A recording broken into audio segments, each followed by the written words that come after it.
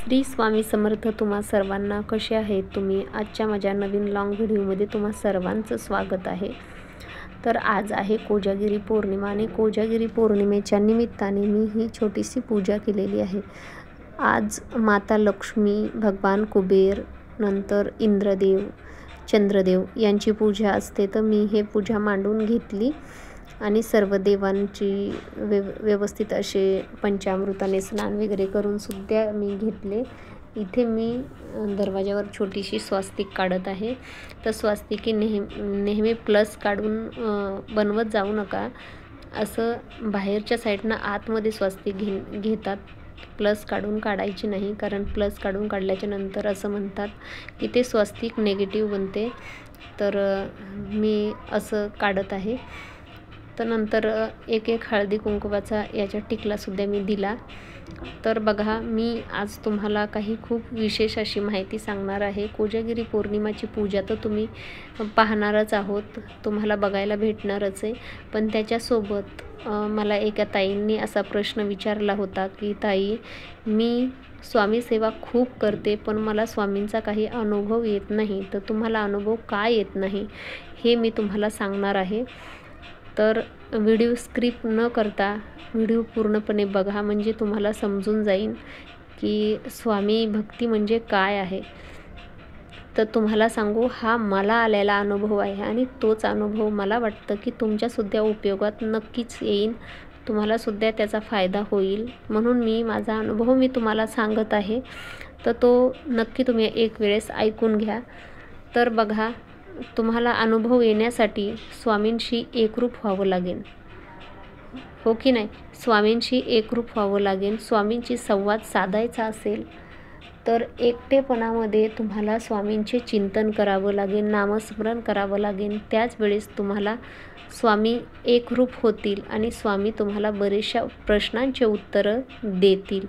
तर बघा, मठामध्ये अशा वेळेस जायचं की दुसरा व्यक्ती कोणीही मठामध्ये नसावा. एकांतामध्ये असं की 2 मिनटं 5 मिनटं आपल्याला स्वामींसमोर बसता येईल, एक चित्त करून शिनी. दुसरा माणूस कोणीतरी असला तर आपलं लक्षही विचलित होत असतं. घरातसुद्धा कुठली गोष्ट आपण करू शकत नाहीत किंवा बाहेरसुद्धा करू शकत नाहीत.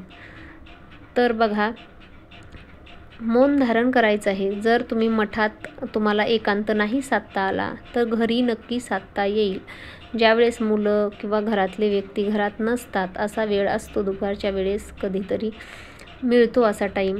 तर अशा वेळेस स्वामींचा फोटो एक ठेवायचा आहे, त्याची छोटीशी पूजा वगैरे मांडायची आहे, जेणेकरून काही सकारात्मक ऊर्जा त्या वेळेस त्या जागेवर निर्माण होईल.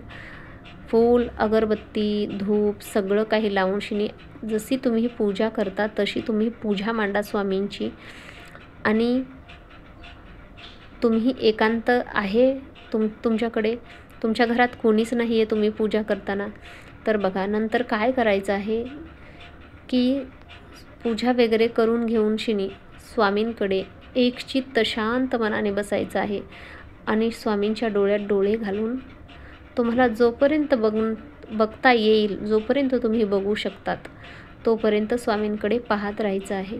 आणि स्वामींकडे पाहत असताना तुमच्याकडून ज्या काही चुका झालेल्या आहेत, जे काही गुन्हे झालेले आहेत, प्रत्येक माणूस दुसऱ्यांना खोटं बोलू शकतो पण देवाला कधीही खोटं बोलत नाही. दुसरी गोष्ट, माणसाची जीभ नेहमी खोटं बोलत असते पण माणसाचं अंतःकरण कधीही खोटं बोलत नाही.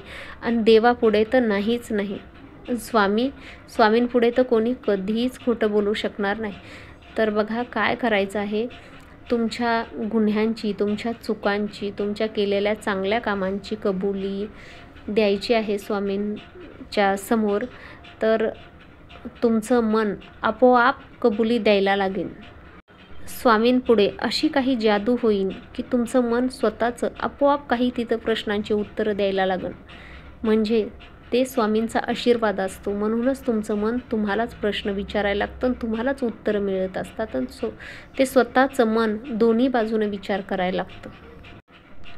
स्वामींकडे पाहत असताना जर तुमच्या डोळ्यातून आनंद अश्रू ओघळू लागले, तुमच्या अंगावर शहारा आला, तर समजून जायचं की स्वामींनी तुमची पूजा, तुमची भक्ती स्वीकारली आहे आणि स्वामी नक्की तुम्हाला प्रचिती देतील.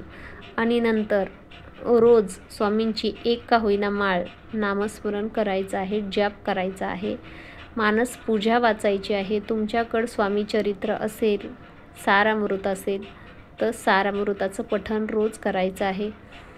सारामृताचं पठण नाही जमलं तर कमीत कमी मानस पूजा का होईना रोज म्हणायची आहे. तारक मंत्र म्हणायचा आहे, एक माळ जप करायचा आहे. तुम्हाला जेवढं जमेल तेवढा तुम्ही करू शकता, पण कमीत कमी एक माळ जप करायला पाहिजे. आणि मानसपूजा रोजची रोज वाचायला पाहिजे, तारक मंत्र रोजची रोज म्हणायला पाहिजे. ज्यावेळेस आपण भक्ती करतो, ज्यावेळेस आपण कुठल्या गोष्टीचा त्याग करतो किंवा कुठल्या गोष्टीचं नामस्मरण करतो, ज्या गोष्टीत आपण गुंतत जातो, अशाच गोष्टीची प्रचिती येत असते. तर बघा, 2 ते 3च दिवस हा उपाय करून बघा. 4थ्या दिवशी तुम्हाला स्वामींचा चमत्कार घडलेला पाहायला मिळेल. तुमच्या स्वप्नात असं वारंवार तुम्हाला कुठे ना कुठे दिसत राहतील. कोणाच्या गाडीवर, कोणाच्या हातावर, कोणाच्या गळ्यात, कोणाच्या कुठे, तर तुम्हाला सतत स्वामींचं दर्शन होत राहील. आणि बस आता बघा, कुठेही स्वामी दिसले, गाडीवर दिसूत, कुठे दिसूत, तर आपलं मन लगेच त्यांच्याकडे पाहून शिनी हात आपल्या कपाळाला लावायला लागतो. म्हणजे ही स्वामींविषयी एवढी भावना वाढलेली आहे, एवढी भावना म्हणजे स्वामी खरे आहेत. आणि स्वामींची प्रचिती अशी खूप प्रत्येकाला येत आहे, कारण स्वामींचे भक्त तेवढे तयार झालेले आहेत. ज्या वेळेस तुम्ही स्वामींना खऱ्या प्रकारे जाणून घेताल, तर त्यावेळेस तुमच्या डोळ्यातून खरंच आनंद अश्रू ओघळायला लागतील, तुम्हाला रडायला येईल. खरंच रडायला येतं, हे मला सुद्धा माहीत आहे, कारण मला खूप अनुभव आलेला आहे स्वामींचा. तर बघा, हा उपाय तुम्ही नक्की करा. असं माझ्यासोबत सुद्धा खूप वेळेस झालेलं आहे, कारण मला स्वप्नामध्ये नेहमी काही ना काही संकट दिसायला लागलेले असतात, नेहमी. आणि नंतर मला वाटतं ते स्वामींचा अनुभवच होता की माझ्यावर काही संकट येणार आहे.